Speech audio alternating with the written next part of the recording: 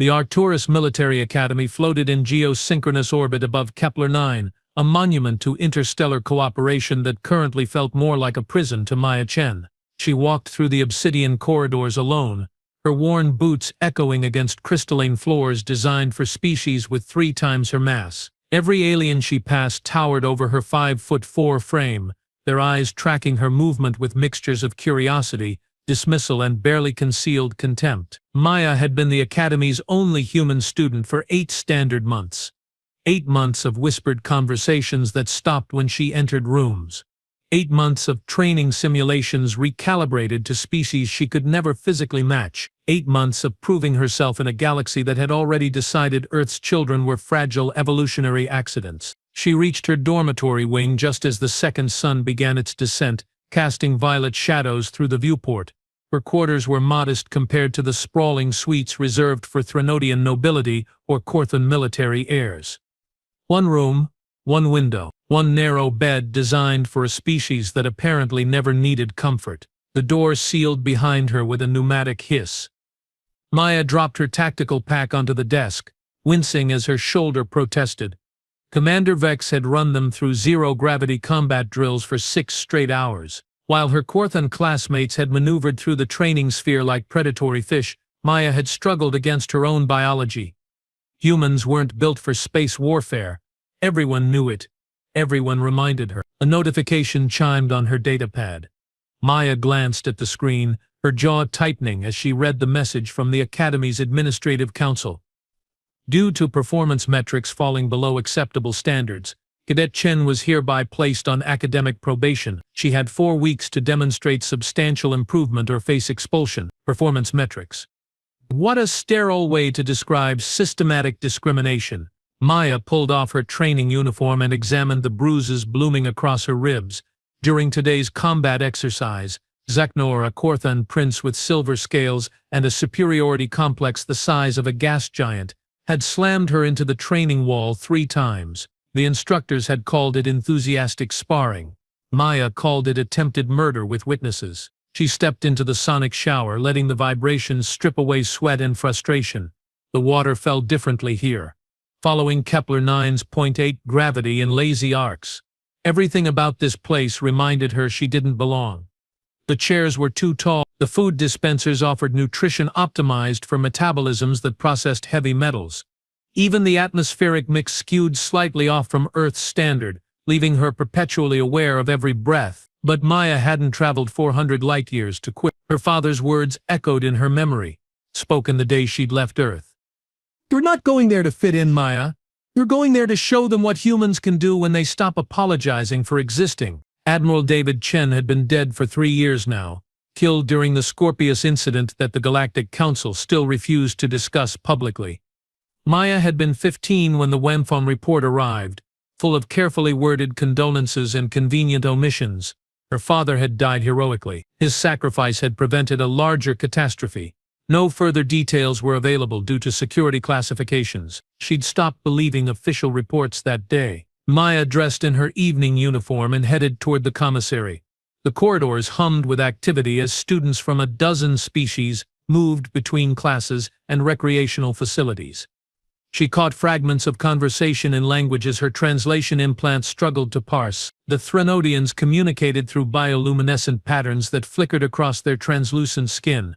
The Velkard preferred subsonic rumbles that she felt more than heard. The commissary occupied the Academy's central hub, a massive circular chamber with feeding stations arranged according to species-specific dietary requirements. Maya collected a tray of synthesized protein and vegetables engineered to approximate Earth cuisine. The results always fell somewhere between bland and actively disappointing. She found an empty table near the observation windows and ate in silence, watching Kepler 9 rotate beneath the station. The planet's 3 continents glowed with the lights of cities built by civilizations that had achieved faster than light travel while humanity was still painting caves. That's what the galaxy saw when they looked at Earth. A backwater system that had stumbled into interstellar politics barely a century ago, carried along by technological gifts from species that viewed humans as children playing with dangerous toys. Maya was halfway through her meal when Zeknor arrived. The Corthan prince didn't walk so much as prowl, his silver scales catching the light like liquid mercury. He stood 7 feet tall, his digitigrade legs ending in talons that clicked against the floor. His entourage followed, 3 more Korthan nobles and a pair of Vaktar enforcers whose crystalline exoskeletons hummed with barely restrained aggression. They surrounded her table. Maya continued eating, her expression neutral. Years of diplomatic training had taught her that showing fear was the same as conceding defeat. Zeknor leaned forward, his forked tongue tasting the air. "I see the Academy's charity case is still here. I assumed they'd sent you back to your little mud world after today's pathetic performance." "The day's not over yet," Maya replied, her tone pleasant. "Maybe they're waiting for you to finish your tantrum first." The Korthan's scales rippled, a physiological response indicating anger. His entourage shifted positions, blocking any casual view of their confrontation. The commissary was crowded enough that most students couldn't see what was happening, and those who did carefully looked away. "You think you're clever, human?" Zeknor's voice dropped to a hiss. "Your species barely qualifies for sentience. You're soft. Weak. The only reason you're here is because the council needed to pretend they care about diversity." Maya set down her fork with deliberate care. "Is there a point to this visit, or are you just practicing your villain monologue? Because I have to tell you, the delivery needs work. Maybe try adding some dramatic pauses." One of the Valkthar growled, a sound like grinding stone. "You dare mock a prince of the Korthan Dominion?" "I dare have dinner," Maya said. "You're the ones making it weird."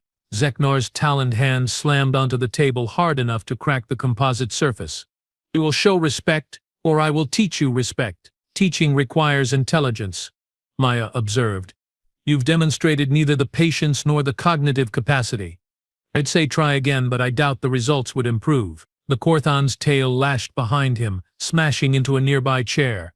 Several students glanced over, then quickly returned to their meals. No one wanted to get involved in disputes involving nobility. The Korthan Dominion controlled 17 systems and 3 major trade routes. Earth controlled 1 planet and a collection of struggling colonies that relied on Galactic Council protection to survive. The power dynamic was clear to everyone. Zeknor's eyes narrowed to reptilian slits. "Tonight, training level 7. The zero-gravity combat sphere. Just you and me, human. No instructors, no witnesses. We'll see how clever your mouth is when I'm pulling out your teeth." "That's a creative way to ask for a rematch," Maya said. "Most people just send a calendar invite." "Only 200 hours, Zeknor continued as if she hadn't spoken. "Don't make me come find you, because if I have to hunt you through this station, the beating will be substantially worse." The entourage departed, their footsteps receding into the commissary's ambient noise. Maya sat alone at her cracked table, her meal forgotten. Her hands trembled slightly, a physiological response she couldn't quite suppress. She flexed her fingers, forcing them steady. This was it. The confrontation she'd been anticipating since arriving at Arcturus.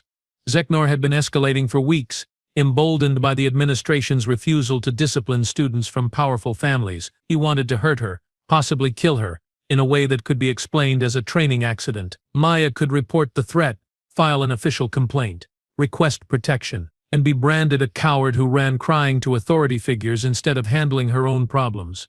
Her already tenuous position at the academy would become completely untenable. She stood, dumped her tray into the recycling chute, and walked toward her quarters with measured steps. She had 6 hours before the meeting.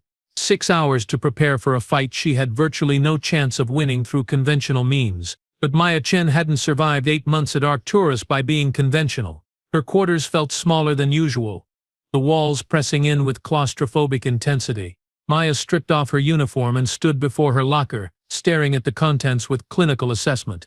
Standard issue training gear, a few personal items from Earth, her father's naval insignia, awarded posthumously for valor in the line of duty, and beneath everything wrapped in thermal shielding and locked with biometric security, a small metallic case she'd smuggled aboard the station 8 months ago. Maya's hands moved through the unlocking sequence with practiced precision.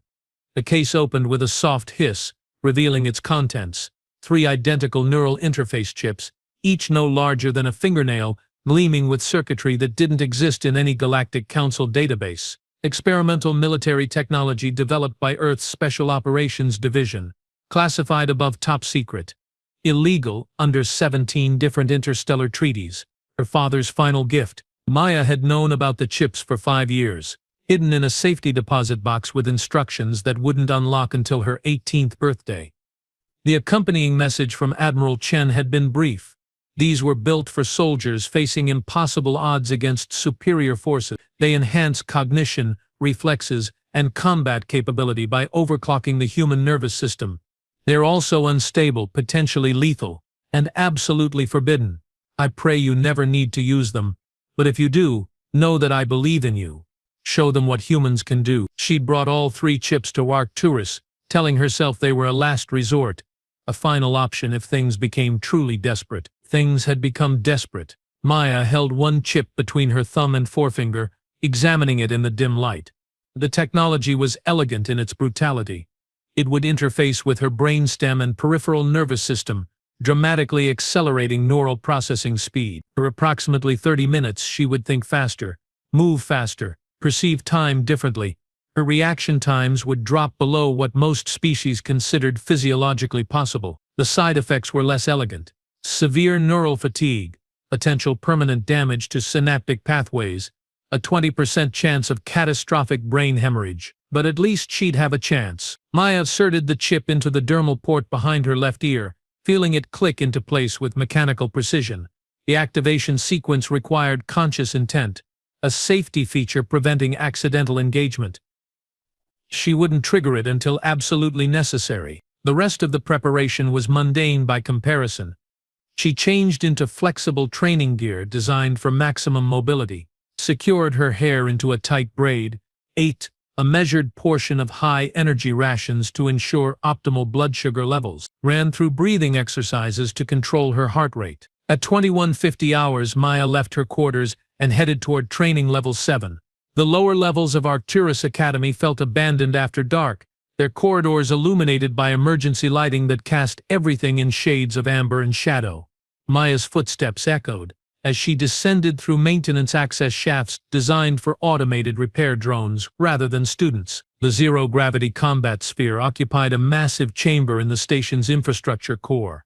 Maya had trained here dozens of times, always under instructor supervision, always with safety protocols active. The sphere itself was a marvel of engineering, a perfect geodesic structure, 40 meters in diameter, its interior surface lined with impact-absorbing composite.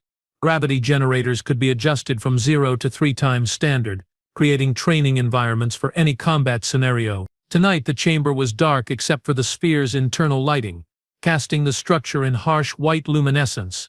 Zaknor waited inside, visible through the sphere's transparent sections. He'd removed his academy uniform in favor of combat armor that gleamed like polished mercury. His entourage stood outside the sphere, watching through the observation windows with expressions of anticipatory satisfaction. Maya approached the entry portal, keying in her access code. The hatch cycled open with a hiss of equalizing pressure. She pulled herself inside, transitioning immediately to zero gravity. Her body moved through the familiar adjustments, orientation shifts, balance compensation, three-dimensional spatial awareness. The sphere's surface was close enough to touch in any direction, creating an environment where up and down were meaningless concepts. Zeknar floated at the sphere's center, his tail coiled around a handhold. "I thought you might not come. Humans are famous for their cowardice, and Korthans are famous for compensating," Maya replied, pulling herself toward him. "Is the armor really necessary? I'm unarmed and half your size, afraid I might hurt you." The prince's laugh was a wet, hissing sound. "The armor is for after I break you. I don't want your blood staining my scales." Thoughtful. They circled each other in the microgravity, predator and prey performing an ancient dance. Maya kept her breathing steady, her movements economical. She needed Zeknor confident, aggressive, committed to overwhelming force. She needed him to make the first move. "Last chance to beg," Zeknor offered. "Apologize for your disrespect.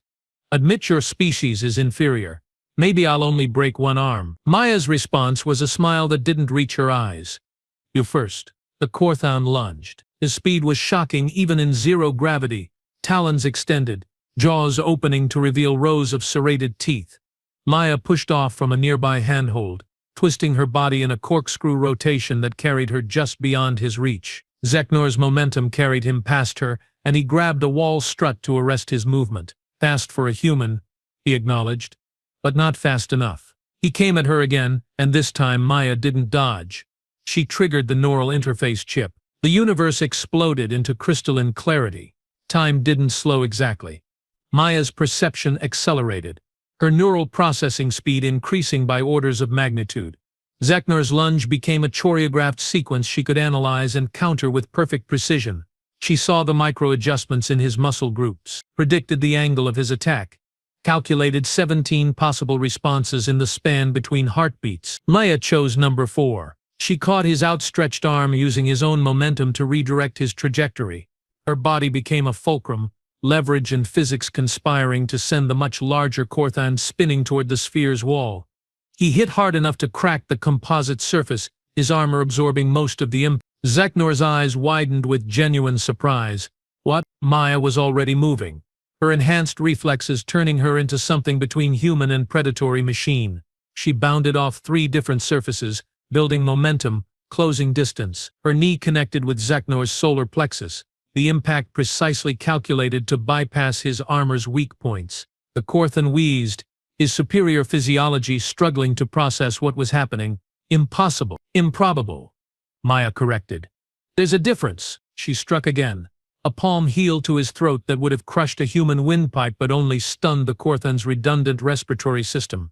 Zeknor's tail whipped toward her, and Maya twisted beneath it, grabbing the appendage and pulling herself into close range. Here's what you're going to learn tonight, she said, her voice eerily calm. Humans don't apologize for existing. We improvise, we adapt, we win. Outside the sphere, Zeknor's entourage had stopped celebrating. They pressed against the observation windows, their expressions shifting from confidence to confusion to dawning alarm. Maya released the tail and pushed off, creating distance. She needed to pace herself. The neural chip wouldn't last forever, and she could already feel the strain building behind her eyes. Zeknor recovered faster than she'd hoped, his regenerative biology already compensating for her strikes. You're using enhancement technology. Illegal mods. I'll have you expelled for this. By all means, file a complaint, Maya said. I'm sure your father will be thrilled to learn his son needed to threaten expulsion after losing a fair fight to a human half his size. The prince roared, a sound that resonated through the sphere's structure. He abandoned technique in favor of pure aggression, launching himself at Maya with claws extended and jaws snapping. This was the moment she'd been waiting for. The moment Zeknor stopped thinking and started reacting. Maya didn't try to dodge or counter. Instead, she did something completely unexpected. She grabbed him, her hands locked onto his armored shoulders, and she pulled herself into an embrace that was more wrestling hold than combat technique. Zeknor's momentum carried them both toward the sphere's wall, spinning in zero gravity, locked together. What are you doing? The Korthan demanded, trying to shake her off. Maya's smile was terrible. Winning. They hit the wall together, but Maya had positioned their trajectory perfectly. Zeknor's head cracked against the composite surface with precisely calculated force. Not enough to kill him through his armor, just enough to stun him completely. The Korthan went limp in her arms. Maya released him, watching as his unconscious body drifted in the microgravity. The fight had lasted less than 3 minutes. Her neural chip still had 27 minutes of operational capacity remaining, though she could feel her synapses beginning to fray at the edges. She looked toward the observation windows, where Zeknor's entourage stared in absolute shock. Anyone else? She asked, knowing they could hear her through the sphere's audio system. The aliens scattered. Maya pulled herself toward the exit hatch, her enhanced perception making every movement feel like swimming through molasses. She needed to get back to her quarters, deactivate the chip, and deal with whatever neural damage she'd just inflicted on herself. She was halfway to the hatch when the entire sphere's lighting changed from white to crimson. Emergency protocols. A voice boomed through the chamber, amplified and artificial. Combat sphere lockdown initiated. All participants remain in position. Security teams are en route. Maya's blood turned to ice. Someone had triggered the station's emergency response. Someone had been watching. And now she was trapped in a compromised position with illegal military technology active in her nervous system, standing over the unconscious body of a Korthan prince. This wasn't a disciplinary situation anymore. This was an international incident. The hatch sealed with a magnetic clang that sounded like a cell door closing.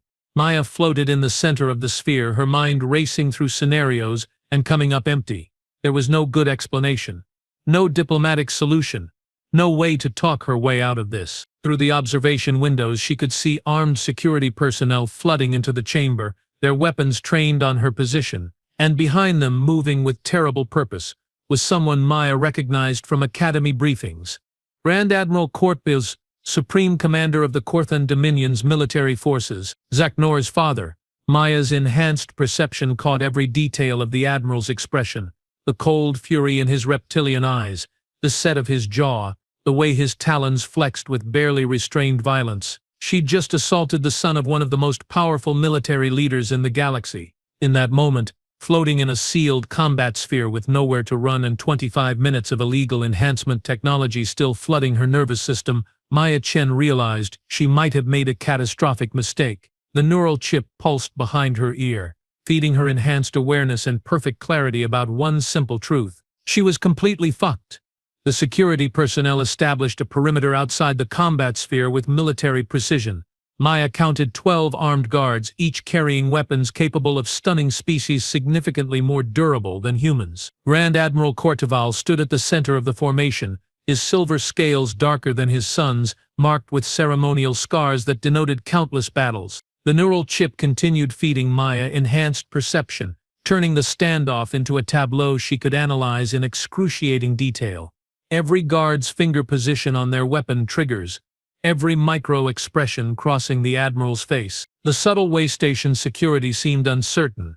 Glancing between the unconscious prince and their commanding officer, Maya's hands remained visible, palms open in the universal gesture of non-aggression. Her enhanced mind calculated escape scenarios and discarded them just as quickly. There was nowhere to run, no diplomatic immunity to invoke, no clever words that would make this situation anything other than what it appeared to be. The human cadet had attacked Korthan nobility. The consequences would be severe. The sphere's communication system crackled to life. Grand Admiral Kortival's voice was surprisingly measured, lacking the rage Maya had anticipated. Cadet Chen, you will deactivate whatever enhancement technology you're using and exit the sphere immediately. Any resistance will be met with lethal force. Maya's jaw clenched. The neural chip couldn't be deactivated quickly. Powering it down required a careful sequence to prevent catastrophic neural feedback, but explaining that would mean admitting to possessing illegal military technology. She was trying to formulate a response when a new voice cut through the tension.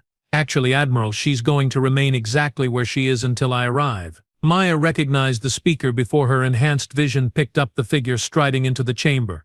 Commander Sarah Okai, head of Earth's liaison office at Arcturus Academy. The commander was a compact woman in her 50s, her dark skin marked with the kind of scars that came from actual combat rather than ceremonial decoration. She moved with absolute confidence, flanked by two human security officers whose expressions suggested they were entirely unimpressed by the Korthan military presence. Grand Admiral Kortival's scales rippled. "This is a Korthan matter, Commander. Your cadet assaulted my son. Your son threatened mine," Okoye replied, her tone conversational. "Training Level 7's security systems record everything, Admiral, audio, visual, biometric data. Would you like me to play back the part where Prince Zaknor explicitly threatened Cadet Chen with physical violence? Or perhaps the segment where he demanded she meet him in an unsupervised combat environment? I have the timestamps ready." The Admiral's expression shifted almost imperceptibly. "My son was conducting sanctioned training at 2200 hours in a restricted facility without instructor supervision." Commander Okoye pulled a datapad from her jacket and began reading. "That violates Academy Regulations 4.7, 6.2 and the Korthan Dominion's own military protocol regarding engagement with species of significantly different mass classifications. Shall I continue?" Maya watched the exchange with growing confusion. Commander Okoye had arrived too quickly, had too much information prepared. This wasn't a spontaneous intervention. The commander had been monitoring the situation. Okoye continued, her voice hardening. "Here's what actually happened tonight, Admiral. Your son, upset about being outperformed by a human during sanctioned training exercises, threatened a fellow cadet with unsanctioned violence. He demanded she meet him in a combat environment specifically chosen to maximize his physical advantages. And when she defended herself successfully, your security teams locked down the facility to contain the evidence of his misconduct. My son is unconscious," Corteval stated. Your cadet used illegal enhancement technology. Prove it. Okoye's smile was razor-sharp.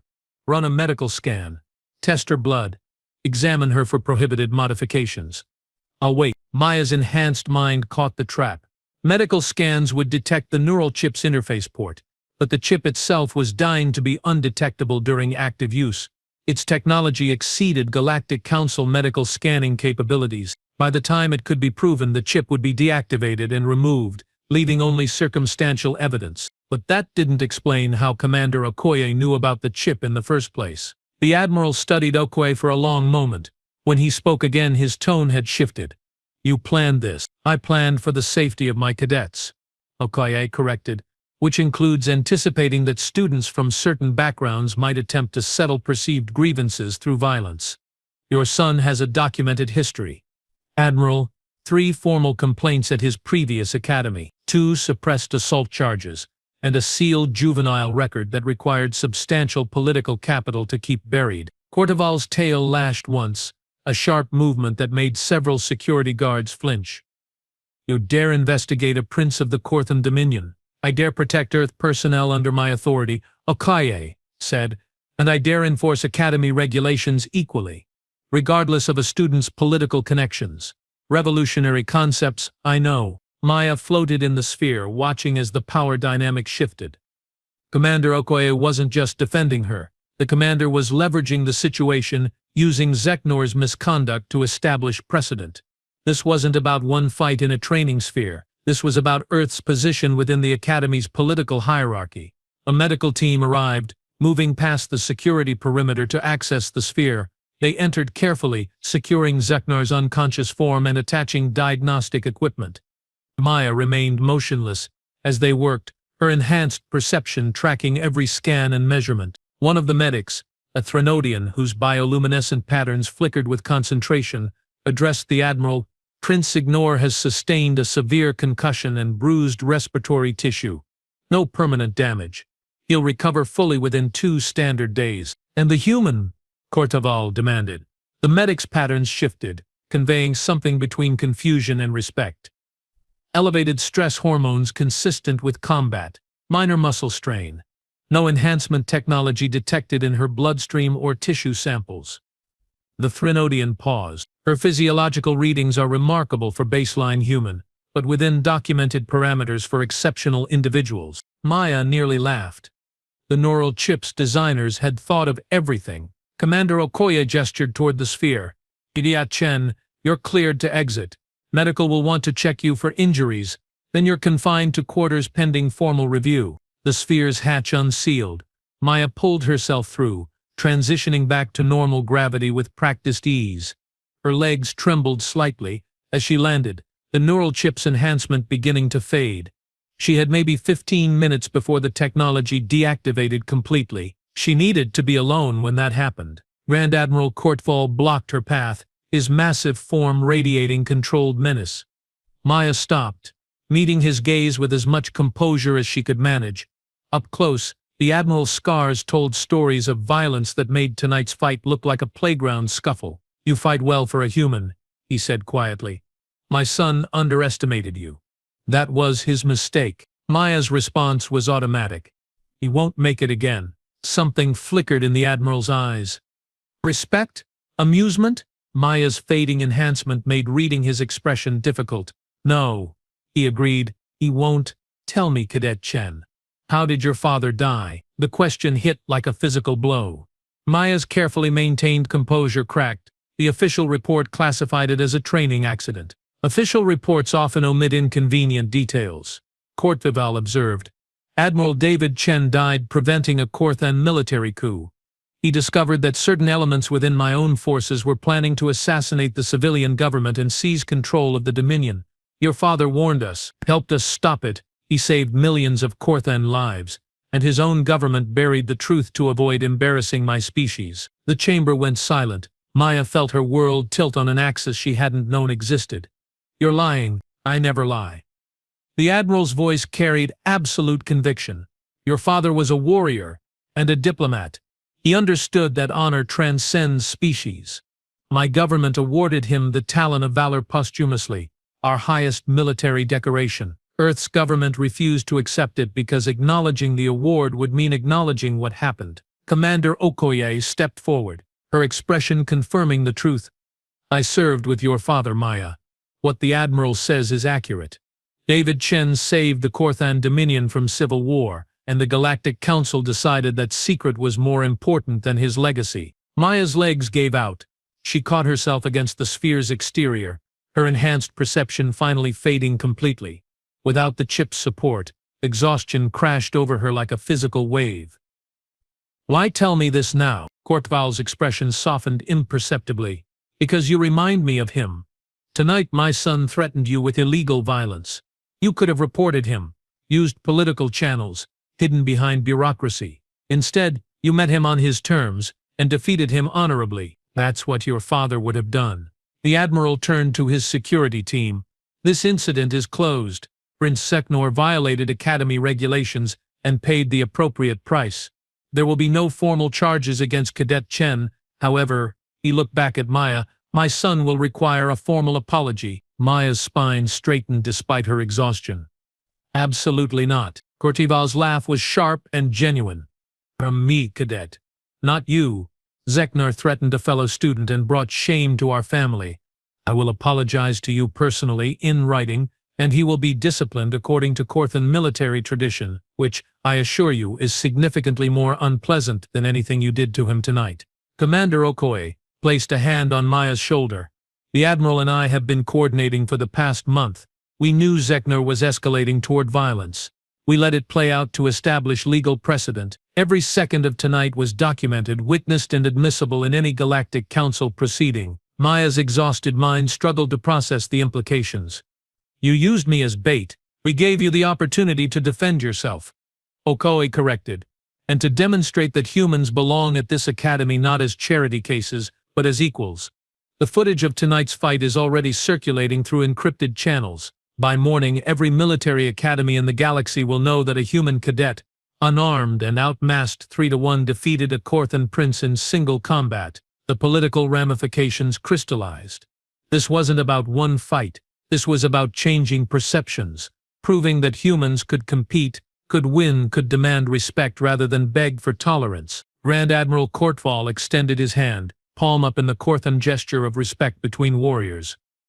Your father would be proud, Cadet Chen. Maya stared at the offered hand, then at the Admiral's face, searching for deception and finding only sincerity.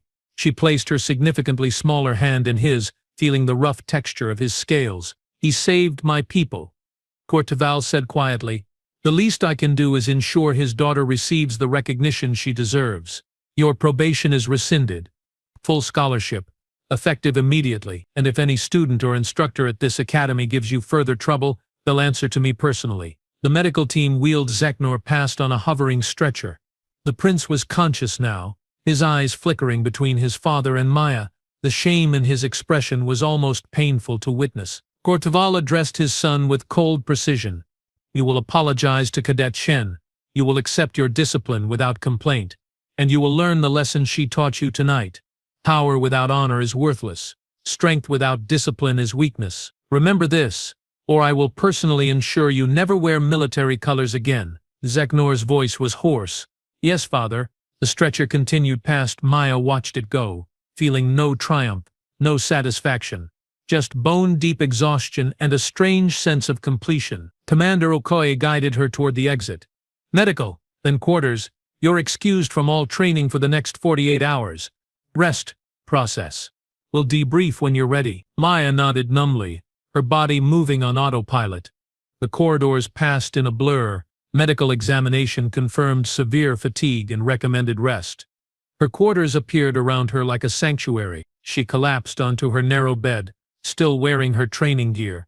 Behind her ear, the neural chip had fully deactivated, leaving only the faint ache of neural strain. She'd need to remove it tomorrow, hide it again, hope no one asked questions she couldn't answer. But tonight, Maya allowed herself to simply breathe. Her father had died a hero. Not in a training accident, not as a footnote in classified reports. He'd saved millions of lives, earned the respect of former enemies, and left a legacy that extended beyond death. She wasn't alone at Arcturus Academy anymore. She'd earned her place through combat, established precedent through victory, and gained allies she hadn't known existed. Maya Chen pulled her father's naval insignia from her locker, holding it in the dim light.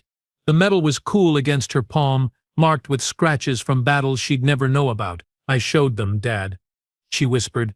"I showed them what humans can do." Outside her viewport, Kepler 9 continued its eternal rotation. The Academy hummed with life, its corridors filled with dozens of species from across the galaxy. Somewhere in those corridors, attitudes were shifting, perceptions were changing. A human had fought a Korthan prince and won, not through illegal technology or political maneuvering, but through skill, courage, and determination.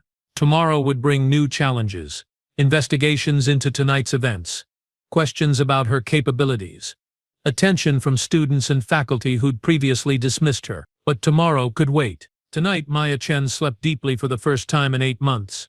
Her father's insignia clutched against her chest, dreaming of a galaxy that was finally learning to respect Earth's children. The lesson had been hard, painful, and necessary, but it had been learned.